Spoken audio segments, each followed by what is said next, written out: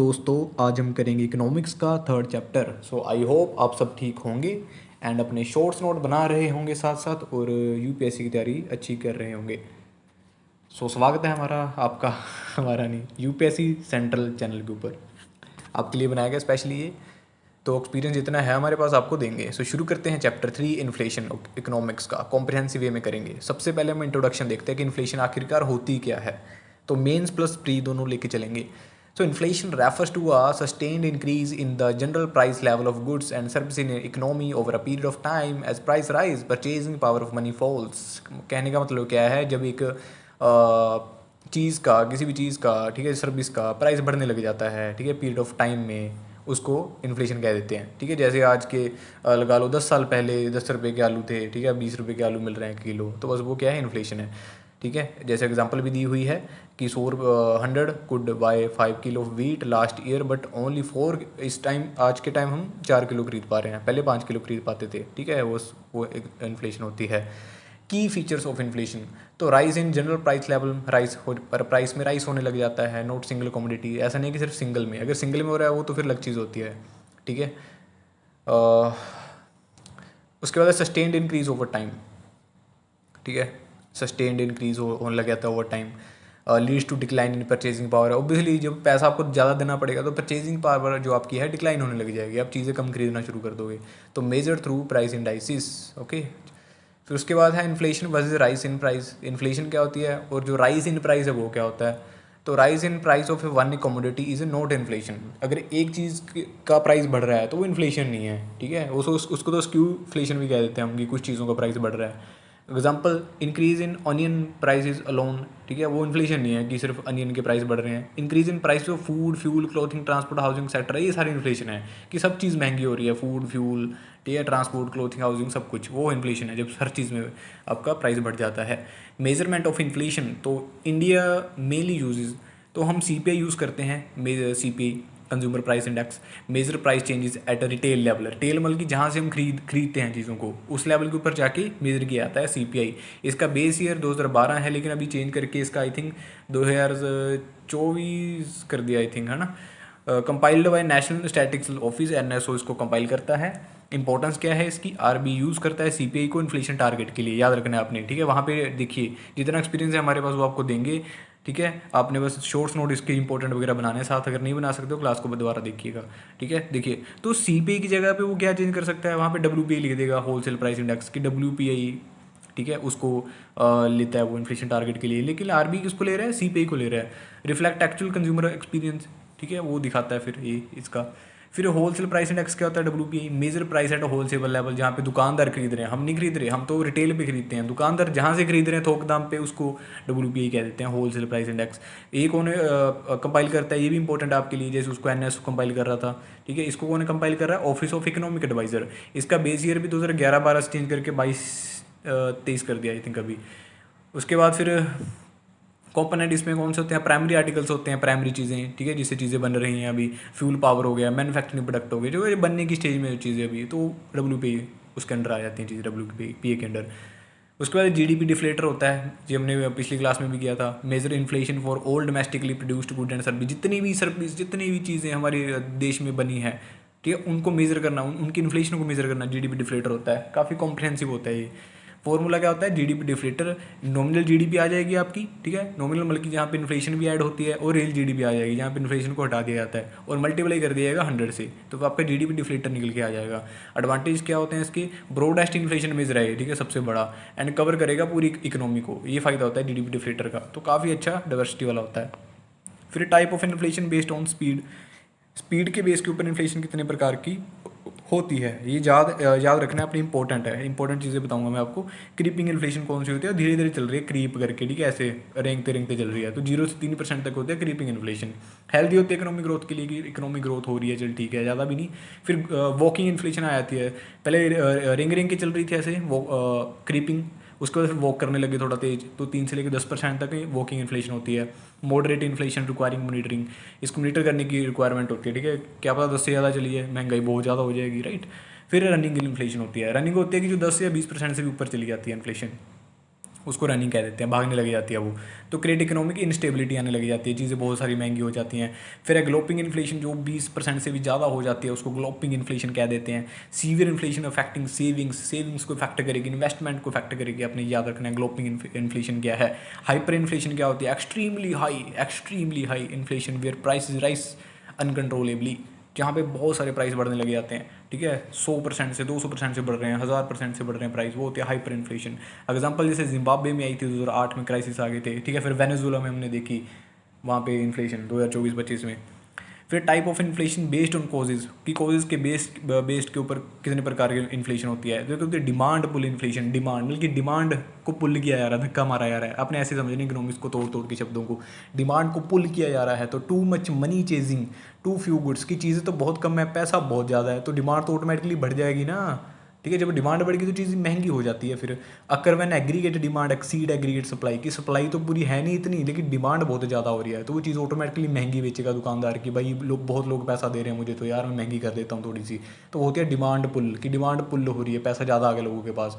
Occur and coast क्या होते हैं इसके, मनी सप्लाई जब बढ़ जाए, लोगों के पास ज़्यादा पैसा आ जाता है, तो वो ज़्यादा देने के लिए भी तैयार हो जाते हैं। Higher government spending, government spend ज़्यादा कर रही है पैसा, तो बाजार में पैसा ज़्यादा है, लोगों के पास फिर पैसा ज़्यादा आ जाएगा, फिर भी डिमांड पुल हो जाएगी, पुल हो रही है, समझना आपने।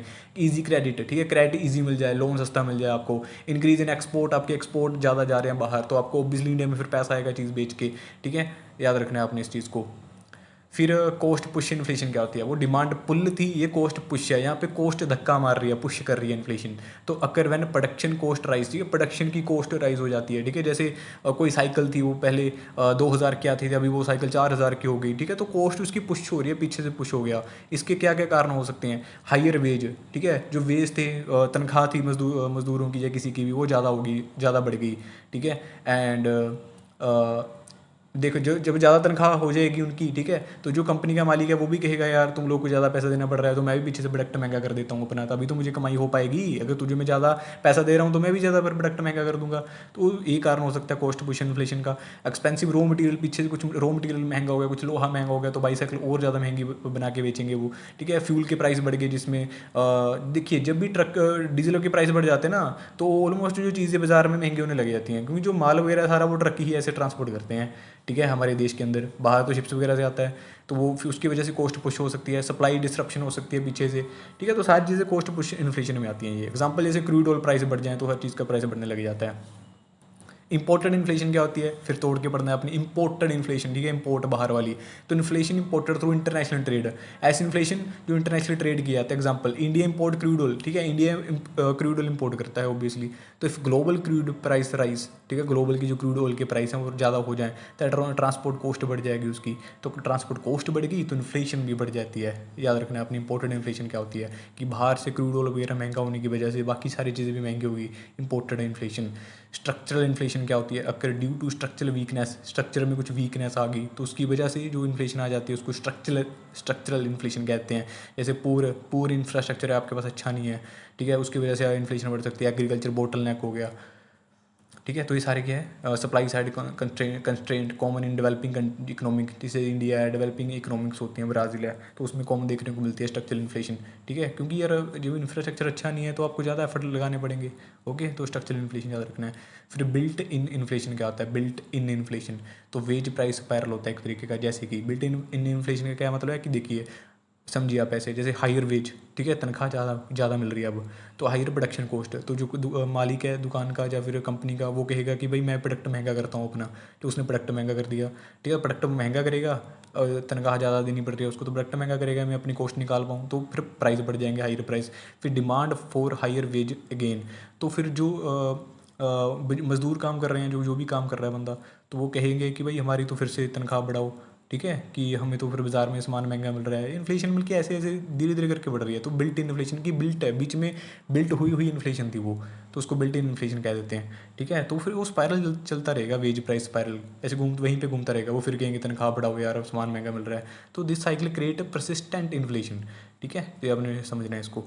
फिर इन्फ्लेशनरी गैप क्या होता है, तो inflationary gap occurs when aggregate demand exceed aggregate supply at full employment, ठीक है, एम्प्लॉयमेंट पूरी है, लोगों के पास पूरा रोजगार है, उनको पूरा पैसा मिल रहा है, ठीक है, तो एग्रीगेट डिमांड बढ़ जाएगी, ओबियसली उनके पास पैसा आ रखा है, ठीक है, सप्लाई कम हो जाएगी ओबियसली, तो इसको इन्फ्लेशनरी गैप कह देते हैं। रिजल्ट क्या होगा इसका, excess demand create inflationary pressure, inflationary pressure हो जाएगा, इतनी ज़्यादा डिमांड आ रही है पीछे से, ठीक है, डिमांड आ रही है तो चीज़ें वो महंगी कर देंगे, यार कि हमारी चीज़ें बिक रही हैं और महंगी कर दो थोड़ी सी, ठीक है, जैसे अभी इंडक्शन की जो मार्केट में डिमांड थी वो महंगी हो रही थी इंडक्शन, ठीक है, कि गैस सप्लाई पीछे डिस्टरप्ट हो गई उसकी वजह से।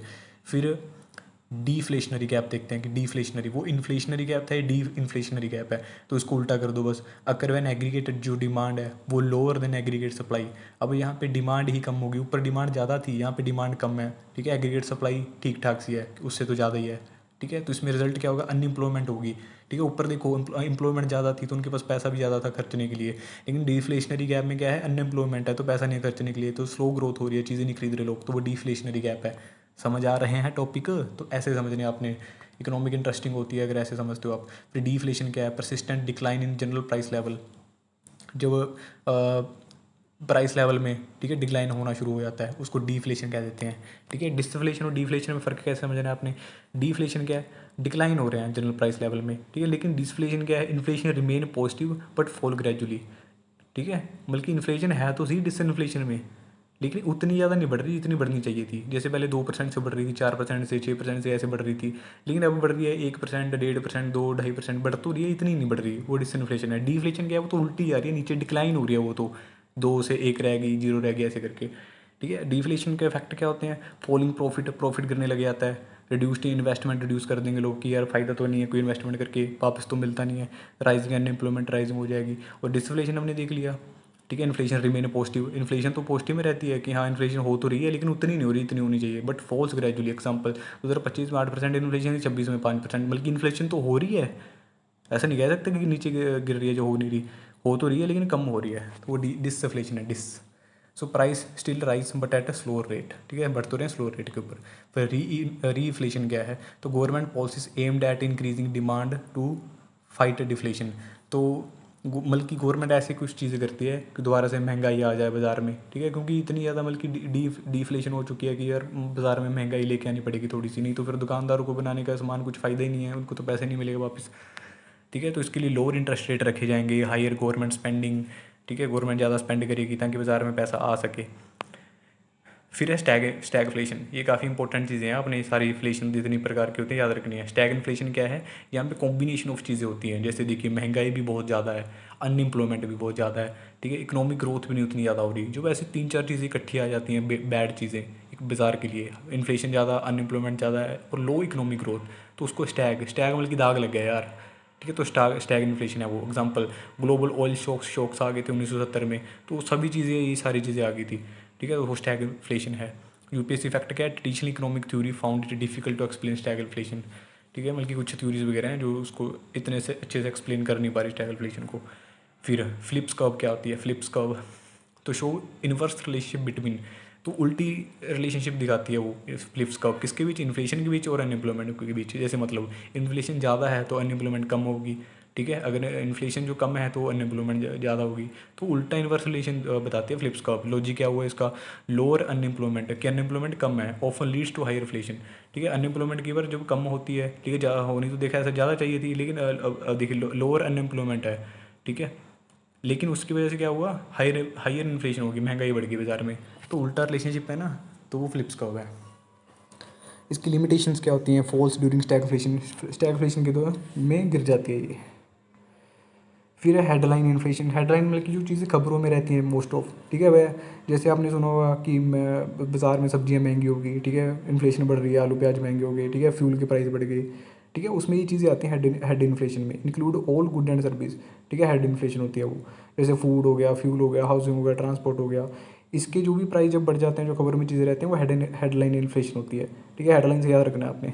फिर most commonly reported inflation figure, ठीक है, अब कोर इन्फ्लेशन क्या होती है, अब ये सारी चीज़ें इसमें होती तो हैं कोर इन्फ्लेशन में, लेकिन इसमें चीज़ डिफरेंस क्या है, इसमें कोर जो ज़्यादा हिलडुल हिलडुल हिलडुल करती करती नहीं है ना चीज़ें, हिलडुल सच करती हैं वो रखी जाती है इसमें, जैसे फूड है, फ्यूल है, ठीक है, ये ज़्यादा ऊपर नीचे नहीं होती, ठीक है, आज के टाइम पे चल थोड़ी मंदी आई हुई है बाज़ार में, तो उसकी वजह से हो जाता है। तो दीज आर हाईली वोलेटाइल, मतलब सच वोलेटाइल होती है जी कोर इन्फ्लेशन, ठीक है। तो core inflation reflect long term inflation trend, तो आपको जो कोर इन्फ्लेशन है रिफ्लेक्ट करेगी लॉन्ग टर्म इन्फ्लेशन ट्रेंड्स को, ठीक है, याद रखना है अपने। कोर इन्फ्लेशन क्या है, वो जो बहुत ही वोलेटाइल चीज़ें होती हैं, जैसे फूड है, फूड के प्राइस कभी बढ़ जाते हैं कभी कम हो जाते हैं, फ्यूल की भी ऐसे ही होता है, ठीक है, जैसे अभी हो रहा है, कभी बढ़ रहे हैं कभी कम हो रहे हैं, तो वोलेटाइल चीज़ें हैं जी, तो कोर इन्फ्लेशन है वो। इसमें ये चीज़ें एक्सक्लूड कर दी जाती है कोर इन्फ्लेशन में, क्योंकि कोर है वो कोर, तो कोर में जब इस इन्फ्लेशन को आप हटाओगे वोलेटाइल चीज़ों को, तभी तो वो कोर बन पाएगी, राइट। तो इसको हटा दो आप, बस फूड को हटा दो, फ्यूल को हटा दो, तो क्या बन जाएगी, कोर इन्फ्लेशन बन जाएगी। उसके बाद है फूड इन्फ्लेशन, तो इंक्रीज इन फूड प्राइस, जब फूड के प्राइस बढ़ जाते हैं, मेन सिंपल सी चीज़ है। पूर मानसून में हो सकता है सब्जी फसल अच्छी नहीं हुई, फिर सप्लाई डिसरप्शन होगी, स्टोरेज इशू आ गए, important in India because food has high wait in CPI में काफ़ी बड़ा वेट होता है फूड का, तो इसलिए इंपॉर्टेंट है ये। फिर इफ़ेक्ट्स ऑफ इन्फ्लेशन के क्या कुछ इफेक्ट हो सकते हैं कंज्यूमर के ऊपर, तो नेगेटिव इफेक्ट क्या होंगे इन्फ्लेशन के, परचेजिंग पावर कम हो जाएगी, जब चीज़ें महंगी हैं तो लोग ज़्यादातर सामान नहीं खरीद पाते, फिर रियल इनकम है वो भी कम हो जाएगी क्योंकि उसमें महंगाई जुड़ जाती है, ठीक है, तो लोअर इनकम आपकी कम हो जाएगी। जो बोरर्स होते हैं, ठीक है, उसके ऊपर क्या फ़र्क पड़ेगा, पॉजिटिव फ़र्क देख लेते हैं।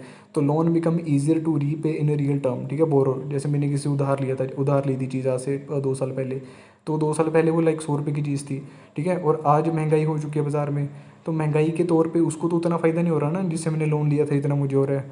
अब मेरे आज के टाइम पे जो मेरे पास वो 100 रुपया है, वो मेरे लिए 90 रुपये के बराबर है, लगा लो, ठीक है, जैसे डॉलर और रुपये की डिमांड वो कम ज़्यादा होती रहती है, तो वो चीज़ है, तो बोरर के लिए पॉजिटिव होगी ये चीज़ इन्फ्लेशन वाली, ठीक है, जो मेरे लिए पॉजिटिव है, मैंने उधार लिया था, ठीक है, उसके लिए जिससे मैंने लिया था जो लेंडर है उसके लिए ये खतरनाक है, उसके लिए नेगेटिव होती है ये, याद रखनी है आपने, ठीक है, क्योंकि उसको उतना फ़ायदा नहीं मिलेगा मेरे से चीज़ वापस 100 रुपया लेने की, जिसको उतना 2 साल पहले उसकी वैल्यू थी रुपये की, 100 रुपये की, ओके।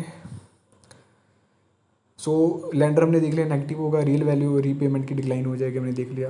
प्रोड्यूसर जो चीज़ें बना रहा है उसमें इनिशियली बेनिफिशियल होगा उसके लिए, क्योंकि उसका सामान थोड़ा महंगा मिलेगा, बिकॉज ऑफ प्रॉफिट में राइस, ठीक है, राइस हो सकता है, सामान महंगा बिकेगा उसका प्रोड्यूसर का, ठीक है, ऐसा नहीं है कि हर टाइम रहेगा, स्टार्टिंग में रह सकता है। फिर फिक्स्ड इनकम ग्रुप्स होते हैं जो, उनको तो ऑब्वियसली यार मोस्ट अफेक्टेड होते हैं वो पेंशनर्स को, ठीक है, इतना पेंशन तो वो उनकी उतनी ही मिल रही है, मोस्ट ऑफ थोड़ी बहुत बढ़ती है यार, ठीक है, तो सैलरी एम्प्लॉयड को भी उनके लिए भी नेगेटिव ही होता है ये, उनको तो उतनी सैलरी मिल रही है, तो इन्फ्लेशन होने से उनको ज़्यादा फायदा नहीं होता, नेगेटिव होता है उनके लिए। गवर्नमेंट के ऊपर टैक्स रेवेन्यू, मेरा इस टैक्स बढ़ सकता है गवर्नमेंट का, ठीक है, तो उस गवर्नमेंट का पॉजिटिव फ़ायदा हो जाता है थोड़ा सा। फिर इन्फ्लेशन एंड इकोनॉमिक ग्रोथ देख लेते हैं। सो मॉडरेट इन्फ्लेशन, जब मॉडरेट इन्फ्लेशन होती है तो स्टिमुलेट कर सकते हो इन्वेस्टमेंट को, प्रोडक्शन बढ़ सकती है हमारे बाज़ार में, एम्प्लॉयमेंट हो सकती है। हाई इन्फ्लेशन, जब महंगाई ज़्यादा होगी तो उसमें ग्रोथ जो है हमारी वो रिड्यूस हो सकती है, हाई इन्फ्लेशन में सेविंग कम हो सकती हैं, इन्वेस्टर कॉन्फिडेंस कम हो सकता है, ये तो सिंपल सी चीज़ें हैं ना। तो इन्फ्लेशन टारगेटिंग इन इंडिया, तो 2016 में हमने पढ़ा था, मिलिट्री पॉलिसी कमेटी आई थी 2016 में, तो उसने टारगेट रखा था 4+-2 कि 2 से 6 के बीच पर हम इन्फ्लेशन को टारगेट करते हैं, रखेंगे। सो मॉनिटरी पॉलिसी कमेटी हमने कल भी देख लिया था, उसमें 6 मेंबर होते हैं, 3 आरबी की तरफ से आते हैं, 3 गवर्नमेंट अपॉइंट करती है, ठीक है, तो वोटिंग इसमें मेजोरिटी डिसीजन आता है, और गवर्नर के बाद जो आरबी का गवर्नर होते हैं आरबी के, वो चेयरपर्सन होते हैं इसके, एंड उनके पास कास्टिंग वोट भी होती है। फिर कास्टिंग वोट क्या होती है, जैसे मामला अड़ गया, जैसे 2-3 वोटें डल गई, फॉर एग्जांपल 3 वोटें, अब वो तो टाई हो गया मैच, तो उसको गवर्नर के पास वो दोबारा वोट डालने का वो है रूल कि दोबारा डाल सकता है, उसको बस कास्टिंग वोट कह देते हैं। फिर RBI tools to control inflation, RBI के पास कौन से टूल हैं, ये भी हमने कल कर लिए थे, जैसे रेपो रेट हमने पढ़ी थी, rate at which RBI lend करता है, पैसा देता है किसको, कमर्शियल बैंक्स को, ठीक है, तो अगर ज़्यादा है रेपो रेट होगी तो आगे वो कम दे, लोअर बोरिंग, मतलब कि बैंक्स ऑब्वियसली थोड़ी वो भी महंगी कर देंगे, ठीक है, अपने ब्याज दर को, तो लोग उनसे कम पैसा लेंगे, तो इन्फ्लेशन कम हो जाएगी। रिवर्स रेपो रेट में क्या था, यहाँ पे रेट एट विच आरबी बोरो करती है, यहाँ पे वो आरबी खुद ले रही है बैंकों से, ये भी आपने याद रखना है, कल हमने देख लिया था, जिन्होंने नहीं देखा वो कल वाली क्लास देख सकते हैं। फिर cash reserve ratio CRR, banks keep portion of deposit with RBI, ठीक है, CRR हमने देखा था जो बैंक आरबी के पास रखवाती है, और SLR क्या था, जो वो खुद अपने पास रखती है बैंक्स, ठीक है, स्टैचुटरी लिक्विडिटी रेशो, ठीक है, अगर CRR हाइयर होती है, ज़्यादा होती है, तो मनी सप्लाई बाजार में कम हो जाएगी, क्योंकि ज़्यादा पैसा रखवाना का पड़ेगा बैंक्स को आरबी के पास। ऐसी स्टैचुटरी लिक्विडिटी रेशियो है, अगर हाइयर SLR होगी तो वो कम लैंडिंग दे पाएंगे बैंक्स वगैरह, क्योंकि ज़्यादा उनको वहाँ पे रखना पड़ रहा है बैंक के पास, एंड ये 18% के आसपास होता है SLR। फिर ओपन मार्केट ऑपरेशंस क्या होते हैं, OMO, इसमें बस सेल परचेज किया जाता है गवर्नमेंट सिक्योरिटीज़ को, ठीक है। Sale of securities reduce money supply, ठीक है। जैसे हम लाइक आरबी जो है वो सिक्योरिटीज बेच रही है, आरबी ने सिक्योरिटी बेच दी, तो जब बेचेगी उसको पैसा मिलेगा ना आरबी को, तो पैसा आरबी के पास चला जाएगा बाजार से निकल के, तो बाजार में तो फिर से पैसा कम हो जाएगा, ठीक है, तो इन्फ्लेशन कम हो जाएगी। तो ऐसे इस तरीके से ओपन मार्केट ऑपरेशन काम करते हैं। स्टैंडिंग डिपॉजिट फैसिलिटी भी हमने ये सारे टॉपिक कर चुके हैं हम। अब जब एक्सेस लिक्विडिटी होती है जो, ठीक है, वो बाजार से कम हो जाती है। लेकिन इसमें एक फ़ायदा क्या है कि इसमें कोलैटरल नहीं रखवाना पड़ता, कोई चीज़ गिरवी रखवानी नहीं पड़ती आपको। उसका inflation in India major drivers कौन से होते हैं इंडिया में? फूड प्राइस बहुत ज़्यादा होते हैं इंडिया में, fuel price, global commodity price बढ़ जाते हैं, तो इंडिया में भी फ़र्क पड़ता है। जैसे अभी गल्फ वॉर चल रही है, exchange rate depreciation, supply disruption, physical deficit हो जाए, ठीक है, घाटा हो जाए, वित्तीय घाटा। उसके बाद यूपीएससी मेंस वैल्यू एडिशन भी कुछ ऐसे कोज इन्फ्लेशन लिख सकते हैं, जैसे मनी सप्लाई ज़्यादा हो जाए, ठीक है, इन्फ्लेशन ज़्यादा हो जाती है, डिमांड की वजह से इन्फ्लेशन हो सकती है ज़्यादा, कॉस्ट की वजह से इंपोर्ट कॉस्ट बढ़ जाए, बाहर से चीज़ें मंगवाने की कॉस्ट, फिर सप्लाई बोटल नेक हो जाए, ठीक है, कि सप्लाई उतनी नहीं आ रही तो भी इन्फ्लेशन हो सकती है। ये आपने चीज़ें याद रखनी है। उसके बाद इफेक्ट इन्फ्लेशन, इन्फ्लेशन के क्या इफेक्ट बढ़ेंगे मेंस के लिए? परचेजिंग पावर कम हो जाएगी, ओब्वियसली आपकी चीज़ें महंगी होगी तो आप कम खरीद पाओगे, सेविंग्स आपकी गिर जाएंगी, ठीक है, आपके पास सेव करने के लिए पैसा ही नहीं होगा, फिर इन्वेस्टमेंट आपकी कम हो जाएगी, ठीक है, ग्रोथ इंपैक्ट पड़ेगा। फिर प्रीवियस यूपीएससी कंसेप्ट थे कुछ, ठीक है, जो आपको मैं इंपॉर्टेंट कंसेप्ट बता देता हूँ, इसको आपने पक्का ही करके आना है, आप इसी क्लास से कर सकते हो, काफ़ी अच्छे से मैंने करवाया है। जैसे फ्रिक्वेंटली आस्क्ड पूछती है यूपीएससी कभी ना कभी ये, ठीक है। सीपी डब्ल्यूपीआई काफ़ी इंपॉर्टेंट टॉपिक है ये, core inflation, inflation targeting, multi policy committee, Stag inflation, flip curve, repo rate, important inflation, GDP deflator, हम सब कुछ कर चुके हैं ये, ठीक है, तो सारे इंपॉर्टेंट को टॉपिक्स हैं ये। अगर आपको शॉर्ट्स वगैरह चाहिए इसके ऊपर, वो भी हम अलग से बना के दे सकते हैं, कमेंट कर सकते हो। सो यूपीएससी प्रीलिम्स रैपिड रिवीजन देख लेते हैं एक बार फिर से, ताकि आप जो हमने पढ़ा वो रिवाइज हो सके आपका फिर से। तो आरबी टारगेट करती है सीपी इन्फ्लेशन को, याद रखना है, ठीक है, इन्फ्लेशन को टारगेट करने के लिए सीपी रखती है आरबी, याद रखना है आपने। फिर इन्फ्लेशन में देख ली थी 2 से लेकर 6% के बीच रहनी चाहिए। सीपी का बेस ईयर 2012 से अभी, ठीक है, आई थिंक 2024 वगैरह कर दिया था, और डब्ल्यूपी का 2011-12 से 22-23 कर दिया था, अपने याद रखना है। Core inflation exclude, core inflation में फूड और फूल को हटा दिया जाता है बाहर, ठीक है, हटा दोगे तभी वो कोर बन पाएगी, क्योंकि ये तो वोलेटाइल होते हैं food and fuel. Stag inflation क्या होती है? जहाँ पे सारी उल्टी चीज़ें होती है कि अनएम्प्लॉयमेंट ज़्यादा, बेरोजगारी, इन्फ्लेशन भी ज़्यादा हो रही है, स्लो भी ग्रोथ हो रही है, तो वो स्टैग इन्फ्लेशन है। हाइपर इन्फ्लेशन में क्या था? यहाँ पे बहुत ज़्यादा महंगाई हो रही है, 100% से 200% से। जीडीपी डिफ्लेटर क्या है? कवर करता है एंटायर डोमेस्टिक प्रोडक्शन को। उसके बाद demand pull versus cost pull inflation, ये भी हमने देख लिया था, फिर से अगर रिवीज करनी है फिर से कर लेते हैं। डिमांड पुल में क्या था? डिमांड ज़्यादा हो रही है, एक्सेस इन्फ्लेशन, ठीक है। एंड कॉस्ट पुश में क्या था? राइजिंग प्रोडक्शन कॉस्ट, ठीक है, ये हमने कर लिया था, इसको हम छोड़ देते हैं यहाँ पे, अगर आप करना चाहते तो कर सकते हैं। फिर ओपन इन्फ्लेशन, ओपन इन्फ्लेशन क्या है? Basically price are allowed to rise freely according to market force, ठीक है। ओपन मतलब कि इन्फ्लेशन, महंगाई को ओपन रखा गया, खुला रखा गया, कि जितनी मार्केट ग्रो करेगी या जितनी मार्केट नीचे जाएगी उसके अकॉर्डिंग इन्फ्लेशन चलती रहेगी फ्रीली, ठीक है, प्राइस उस अकॉर्डिंग प्राइस चलते रहेंगे, उसको ओपन इन्फ्लेशन कह देते हैं। कि ऐसे खुला छोड़ दिया मार्केट, जितना ऊपर लेके जाएगी नीचे लेके जाएगी, प्राइस खुद ही बढ़ते कम होते रहेंगे, वो ओपन इन्फ्लेशन है। Example, most modern market economics ऐसे ही करती हैं, ठीक है, कि खुद ही प्राइस बढ़ता कमता रहेगा।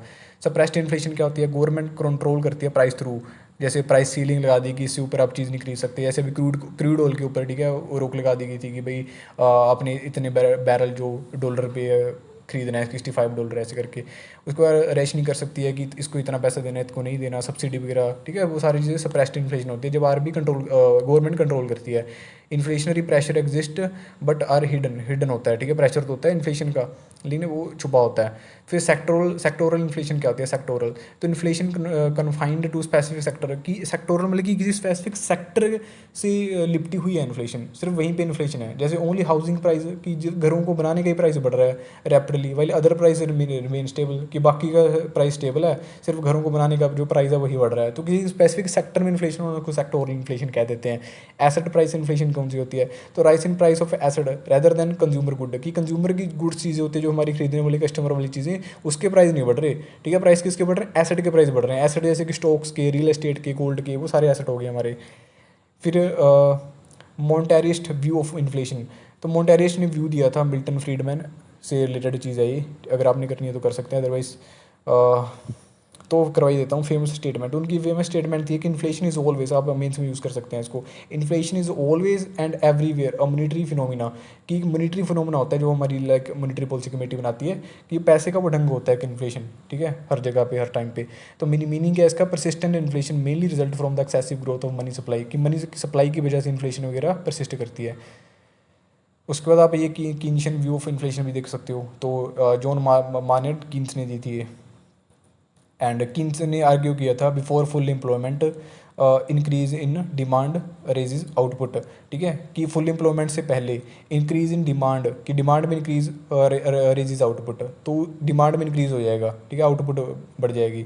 आफ्टर फुल एम्प्लॉयमेंट, अगर फुल एम्प्लॉयमेंट के बाद देखें तो increase in demand raises price, तो डिमांड फिर से प्राइस बढ़ा देगी, ठीक है, इंपॉर्टेंट नहीं है आपको। उसके बाद इन्फ्लेशन टैक्स क्या होता है? इन्फ्लेशन टैक्स, तो when inflation reduces purchasing power, जब आपकी परचेजिंग पावर कम हो जाती है उसको इन्फ्लेशन टैक्स कह देते हैं। Holder of money effectively loss wealth, तो आपकी वेल्थ लॉस हो सकती है, this hidden loss is often called inflation कह देते हैं इसको, ठीक है। टैक्स ज़्यादा देना पड़ रहा है आपको तो आपकी परचेजिंग पावर कम हो रही है, बस वो इन्फ्लेशन टैक्स है। फिर मेन्यू कॉस्ट इंपॉर्टेंट नहीं है आपके लिए, ठीक है, अगर करना है आप कर सकते हैं। उसके बाद शू लेदर कॉस्ट क्या होती है? People make frequent bank visit, ठीक है, जब लोग बार बार क्या करते हैं, बैंक में गेड़ा लगाते रहते हैं। And cash management adjustment to avoid the holding depreciating money, ठीक है, बार बार बैंक में गेड़ा लगा रहे हैं यार, कैश मैनेजमेंट एडजस्टमेंट कर रहे हैं मतलब कि, ठीक है, ताकि बल्कि उसका जो पैसा है वो डेप्रिशिएट ना हो सके, उनकी वैल्यू कम ना हो सके। तो these cost are called shoe leather cost, ठीक है। शू लेदर मतलब कि बार बार वो जूता घिस रहा है उनका बैंक में जा के गेड़ा लगा लगा के अपने पैसे को, ठीक है, वैल्यू को बचाने के लिए। तो बस जूता घिसने से बार बार बैंक जाने की, उससे बस शू लेदर कॉस्ट बढ़ गया। फिर physical measures to control inflation, तो कौन से फिजिकल मेजर होते हैं इन्फ्लेशन कंट्रोल करने के लिए? तो गवर्नमेंट कैन कंट्रोल कर सकते हैं इन्फ्लेशन को। प्री में स्टेटमेंट बेस्ड क्वेश्चन आ सकते हैं और मेंस में तो आप लिख ही सकते हो।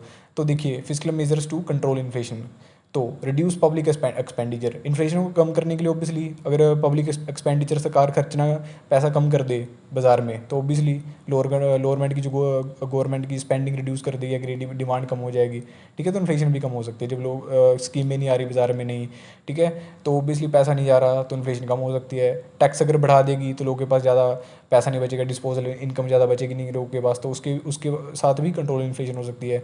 जो फिजिकल डेफिसिट है हमारा उसको हम कम कर दें, घाटे को कम कर दें, तो हेल्प करेगी लोअर इन्फ्लेशन प्रेशर को, ठीक है। फिजिकल डेफिसिट कि हमारा जो घाटा है वो अब ज़्यादा नहीं हो रहा, कम हो रहा है, ठीक है, इससे भी इन्फ्लेशन कम हो सकती है।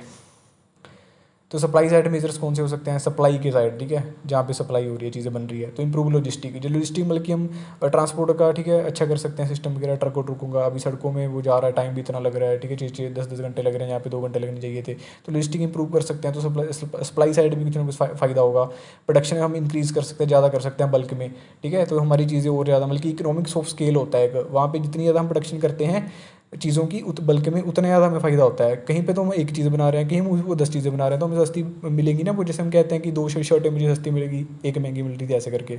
फिर बेटर स्टोरेज फैसिलिटी हम अच्छी कर लें, चीज़ें काफ़ी ख़राब हो जाती हैं फैसिलिटी में, बड़ी बड़ी गोडाउन्स अच्छे नहीं है। उसके बाद एग्रीकल्चरल रिफॉर्म्स कर सकते हैं हम, इम्पोर्ट एसेंशियल गुड्स टेम्परेली, ठीक है, तो सारी चीज़ें सप्लाई साइड वाली होती हैं ये।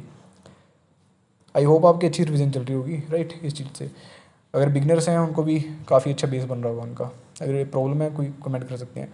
फिर इन्फ्लेशन एंड एक्सटर्नल सेक्टर, तो एक्सचेंज रेट डेप्रिसिएशन, ठीक है, एक्सचेंज रेट डेप्रिसिएशन हो जाए, रुपी डेप्रिसिएशन मेक इंपोर्ट एक्सपेंसिव, ठीक है, रुपया जब डेप्रिशिएट हो जाता है तो मेक इंपोर्ट आपका एक्सपेंसिव हो जाएगा, ठीक है, आपका रुपया नीचे गिर गया, ठीक है, और बाहर का उतना ही है वो, ठीक है, जो भी डॉलर है लगा लो, तो हमें ज़्यादा रुपया देना पड़ेगा ना। अगर रुपया आपका डेप्रिशिएट हो गया तो हमारे लिए इंपोर्ट महंगे हो जाएंगे, बाहर से चीज़ें हमें महंगी मिलेंगी, तो इसका रिजल्ट क्या होगा? इंपोर्टेंट इन्फ्लेशन बढ़ जाएगी, जो हमने पहले बढ़ी थी, ठीक है। एप्रिसिएशन किस चीज़ में होगा? इंपोर्ट बिकम चीपर, ठीक है, इंपोर्ट बिकम चीपर बन जाएंगे, एंड इन्फ्लेशन प्रेशर ये आप अपने ऊपर आ जाएगा। उसके बाद इन्फ्लेशन इंडेक्सिंग क्या होता है? तो इसमें इंडेक्सिंग करने का मतलब है कि हम इंडेक्स कर रहे हैं, ठीक है, उसको जैसे रैशनिंग करते हैं, हम क्रेडिट रैशनिंग करते हैं, तो इसमें बेजिस को एडजस्ट करते हैं, पेंशन को, कंट्रैक्ट अकॉर्डिंग टू इन्फ्लेशन, की इन्फ्लेशन ज़्यादा है यार, थोड़ा एडजस्ट करना पड़ेगा। एग्जांपल ऐसे डीए होता है, डियरनेस अलाउंस, ठीक है, जो गवर्नमेंट एम्प्लॉयज़ को मिलता है, for government employees is linked to inflation. तो जैसे इन्फ्लेशन ज़्यादा बढ़ गई, अब डिमांड करेंगे गवर्नमेंट एम्प्लॉयज़ की भाई हमें हमारा डीए बढ़ाओ यार, ठीक है, हमारी थोड़ी जो तनख्वाह है वो कम हो रही है, पेंशन कम हो रही है, तो डीए बढ़ाओ हमारा, ताकि हमें तनख्वाह का परसेंटेज कुछ ज़्यादा मिल सके, ठीक है, तो इन्फ्लेशन इंडेक्सिंग कर रही है, वहाँ पे एडजस्टमेंट हो रही है बेच को ठीक करने की। फिर real versus nominal interest rate, तो नॉमिनल इंटरेस्ट रेट क्या होता है? एक्चुअल इंटरेस्ट रेट है चार्ज बाय द बैंक, ठीक है, एक्चुअल मतलब कि जो एक्चुअल इंटरेस्ट रेट ले रहे हैं वो बैंक जो चार्ज कर रही है उसको कहते हैं nominal interest rate. Real interest rate क्या होता है? Real interest rate nominal interest rate minus कर देते हैं इन्फ्लेशन रेट को, सेम है जैसे हमने पीछे पढ़ा था कि रियल इंटरेस्ट रेट क्या है, जिससे हम इन्फ्लेशन को बाहर कर लेंगे, ठीक है, जो असली रेट बच गया ना उसका बस वो रह जाएगा रियल, कि इन्फ्लेशन को, महंगाई को बाहर कर दिया, जो अब असली उसका रेट है वो हमें पता चल जाएगा। एग्जाम्पल जैसे नॉमिनल इंटरेस्ट रेट 8% चल रहा है, इन्फ्लेशन 5% की चल रही है, तो रियल इंटरेस्ट रेट कितना है? 3% का था वो रियल इंटरेस्ट रेट, ठीक है, क्योंकि नॉमिनल इंटरेस्ट रेट कितना है? 8 का, और 5% तो उसमें महंगाई ही हो रखी है, तो असली रुपया कितना बच गया? पीछे 3 ही बच गया, ऐसे करके समझ लेना है आपने। फिशर इफेक्ट क्या होता है, वो सेम इसी की तरह होता है, एसोसिएटेड विद इरविंग फिशर ने दिया था ये, उसने कहा था कि nominal interest rate is equal to real interest rate plus expected inflation. ठीक है, कि लाइक महंगाई ज़्यादा हो रही है, important for understanding monetary policy transmission. Fisher effect को आप ऐसे समझ सकते हो, जैसे कि जो नॉमिनल इंटरेस्ट रेट है, ठीक है, मतलब जो हमने पीछे पढ़ा था कि जिसमें महंगाई वगैरह ऐड हो रही है वहाँ पे, और जो रियल इंटरेस्ट रेट है आपका, ठीक है, उसमें आप इन्फ्लेशन को एक्सपेक्टेड को, मतलब कि जैसे फॉर एग्जांपल आपको समझाऊँ कि आगे जाके जो महंगाई है, ठीक है, वो ज़्यादा होने वाली है, कि 8% से महंगाई होने वाली है, ठीक है, जो हमें इंटरेस्ट रेट मिल रहा है बैंक में वो भी 5% ही मिल रहा है, तो महंगाई ज़्यादा है, 8% है, कितना फ़र्क है, 6 7 8 3% का फ़र्क है, ठीक है। तो हमें जो इंटरेस्ट रेट हमें मिल रहा है उसको भी बढ़ाना पड़ेगा, ठीक है। तो नॉमिनल इंटरेस्ट रेट जो एक्सेप्टेड हमने मांगा था, तो उसके अकॉर्डिंग हमें इंटरेस्ट रेट भी ज़्यादा मिलना चाहिए ताकि हमें नुकसान ना हो इंटरेस्ट रेट में, ठीक है। महंगाई 8% चल रही है, इंटरेस्ट रेट आपको बैंक सिर्फ 5% दे रही है, तो आपको तो घाटा ही है, राइट। तो इसलिए आप वो भी नॉमिनल इंटरेस्ट रेट भी आपका साथ साथ बढ़ता रहता है, तो वो होता है वो नॉमिनल इंटरेस्ट रेट। उसके बाद डिमांड डिस्ट्रक्शन क्या होती है, डिमांड डिस्ट्रक्शन, तो when inflation become too high, जब ज़्यादा इन्फ्लेशन हो जाती है, कंज्यूमर रिड्यूस कंजप्शन, पैसा मतलब कि जो उसका कम हो जाता है, बिजली चीज़ें खरीदनी वो कम कर देता है, तो डिमांड डिस्ट्रक्शन हो जाती है, तबाह हो जाती है। एग्जांपल जैसे high fuel price, reduce vehicle usage, ठीक है, जैसे तेल बहुत महंगा हो गया यार, आप सोचोगे मैं भाई अब नहीं बाजार जाता है यार, तेल बहुत लग जाता है, रिश्तेदारी में नहीं आता, ठीक है, तो डिमांड आपकी डिस्ट्रक्शन कर दी उसने। उसके बाद है terms of trade and inflation, तो if import price rise faster than export price, ठीक है, इंपोर्ट के प्राइस आपके ज़्यादा फास्टर बढ़ रहे हैं एक्सपोर्ट प्राइस से, उसको term of trade and inflation कह देते हैं, ठीक है, कि इंपोर्ट के जो प्राइस हैं वो तो ज़्यादा बढ़ रहे हैं, जो आप एक्सपोर्ट के प्राइस हैं वो ज़्यादा बढ़ नहीं रहे अभी, ठीक है, कि हम तो ज़्यादा बेच नहीं रहे, खरीद ज़्यादा रहे हैं, तो वो term of trade and inflation होती है वो। ट्रेड बैलेंस वोर्सन, ठीक है, ट्रेड को बैलेंस नहीं रख पाते, हम तो घाटे में हैं, हम तो चीज़ें इतनी बेच नहीं पा रहे जितना सामने वाला हम जितनी हम चीज़ें सामने वाले से खरीद रहे हैं, ठीक है। इंपोर्टेंट इन्फ्लेशन भी बढ़ जाती है, तो हमें पता ही है, काफ़ी बार पढ़ लिया हमने, ठीक है। उसके बाद हम देखते हैं पीपीआई काफ़ी इंपॉर्टेंट है, प्रोड्यूसर प्राइस इंडेक्स, तो measure price changes received by producer, ठीक है, मेजर प्राइस जो चेंज होता है प्रोड्यूसर के द्वारा, प्रोड्यूसर की साइड पे, वो उसको कहते हैं प्रोड्यूसर प्राइस इंडेक्स, तो measure price change received by producers. तो मैनी कंट्रीज यूज़ पीपीआई को यूज़ करते हैं, क्योंकि पीपीएफ को था काफ़ी एक्सटेंसिवली अच्छा माना जाता है, ठीक है। India has discussed PPI, but mainly हम सीपीआई डब्ल्यूपीआई को यूज़ करते हैं, ठीक है, लेकिन हम सोच रहे हैं कि पीपीआई को भी यूज़ करें, ठीक है, आपने याद रखना है ये कि हम पीपीआई यूज़ नहीं कर रहे, वो स्टेटमेंट बना सकते हैं, हम सिर्फ सीपीआई डब्ल्यूपीआई को यूज़ कर रहे हैं, लेकिन काफ़ी जो डेवलप्ड इकोनॉमिक्स हैं या और डेवलपिंग कंट्रीज़ भी हैं कुछ कुछ, वो भी पीपीआई को यूज़ कर रहे हैं, प्रोड्यूसर प्राइस इंडेक्स को। फिर इन्फ्लेशन टारगेटिंग, ये तो वही है कि इन्फ्लेशन को टारगेट हम करते हैं। फिर ग्रीन इन्फ्लेशन क्या होता है, तो इन्फ्लेशन कोस्ट बाय जो ट्रांजिशन टू ग्रीन एनर्जी, ठीक है, वो वाली इन्फ्लेशन जो ग्रीन एनर्जी को के ट्रांजिशन में आ रही है, ठीक है। जैसे हम पहले बाइक चला रहे थे पेट्रोल वाली, अब हम ट्रांजिशन कर रहे हैं, अपना स्कूटी खरीद रहे हैं जो बिजली से चलती है, बैटरी से चलती है, तो वो ग्रीन इन्फ्लेशन है, ट्रांजिशन होने में जो इन्फ्लेशन हो रही है। तो इंक्रीज डिमांड फॉर लिथियम, जैसे लिथियम, ठीक है, उससे बैटरी बनती है, कोबाल्ट का यूज़ किया जा रहा है, rare earth mineral raise of cost, तो वो जो कोस्ट बढ़ा रहे हैं वो rare earth elements lithium cobalt, तो उसकी वजह से जो इन्फ्लेशन हो रही है वो ग्रीन इन्फ्लेशन है। क्यों ग्रीन इन्फ्लेशन, क्योंकि हम अच्छी ग्रीन वायु बनाना चाहते हैं ना, ग्रीन चीज़ें बनाना चाहते हैं ताकि पोल्यूशन ना हो। फिर श्रिंक इन्फ्लेशन क्या होती है, मैंने प्रोडक्ट क्वांटिटी डिक्रीज़ हो जाती है, ठीक है। जैसे पार्ले-जी का बिस्कुट था आज से 5 साल पहले, 10 साल पहले, ठीक है, वो आता तो 5 रुपये का पैकेट ही है, लेकिन उसमें बिस्कुट थोड़ा बड़ा साइज होता था और बिस्कुट भी 1 2 ज़्यादा होते थे, लेकिन अब उसको जो 5 रुपये का पैकेट आता आज का भी आज भी 5 का ही है, लेकिन अब वो छोटा हो गया, बिस्कुट भी 1 2 शायद कम हो गए, ठीक है, बिस्कुट की क्वांटिटी कम हो गई, तो उसको श्रिंक इन्फ्लेशन कहते हैं, कि जब क्वांटिटी डिक्रीज़ हो जाती है लेकिन प्राइस उसका उतना ही रहता है, ये होती है श्रिंक इन्फ्लेशन। उसके बाद स्किम्प इन्फ्लेशन क्या होती है, quality of goods service decline while price remain same, ठीक है। आपकी जो सर्विस गुड्स की जो क्वालिटी है इसमें वो डिक्लाइन हो जाती है, प्राइस उतना ही है, ठीक है। श्रिंक में क्या था, वहाँ पे क्वांटिटी कम थी, प्राइस उतना ही था, और स्किम्प में क्या है, क्वालिटी कम हो गई, ठीक है, प्राइस उतना ही है, याद रखना है आपने, ठीक है। Reduce service quality in transport और हॉस्पिटलिटी सेक्टर। एगफ्लेशन क्या होती है, inflation cost primarily bye rising agriculture price, ठीक है, एग जुड़ा हुआ है इन्फ्लेशन का, एग की एग्रीकल्चर, ठीक है। तो एग्रीकल्चर प्राइस में जो हाई हो जाती हैं चीज़ें, जैसे ड्राउट हो गया, क्रॉप फेलियर हो गया, इनपुट कॉस्ट इंक्रीज हो गया, तो उसकी वजह से इन्फ्लेशन आ जाती है, एग्रीकल्चर की वजह से वो एगफ्लेशन होती है। अब रिसेशन में स्टैगफ्लेशन क्या होता है, रिसेशन में तो देखिए लो ग्रोथ हो रही है, स्टैगफ्लेशन में क्या है, वहाँ पर लो ग्रोथ हो रही है, और उसके बाद फिर लो इन्फ्लेशन है कॉमन, ठीक है, चीज़ें हैं, और स्टैगफ्लेशन में हाई इन्फ्लेशन है, ठीक है, इन्फ्लेशन ज़्यादा होती है, ये उल्टी चीज़ है उसमें। रिसेशन में तो इन्फ्लेशन भी कम होती है। फिर रिसेशन में हाई अनएम्प्लॉयमेंट ज़्यादा है, ठीक है, इसमें भी स्टैगफ्लेशन में हाई अनएम्प्लॉयमेंट है। तो ये था हमारा ये यूपीएससी का टॉपिक इन्फ्लेशन, तो पूरा चैप्टर हमारा ख़त्म हो चुका है। 30 मिनट्स 34 मिनट्स के आसपास क्लास थी और अच्छे से हमने कॉम्प्रिहेंसिव वे में इसको कर लिया। जिसको अच्छा लगा हो वो लाइक सब्सक्राइब कर सकते हैं, अगर नहीं अच्छा लगा तो कमेंट में बता सकते हैं, हम और इम्प्रूव करने की कोशिश करेंगे। थैंक यू, धन्यवाद, शुक्रिया।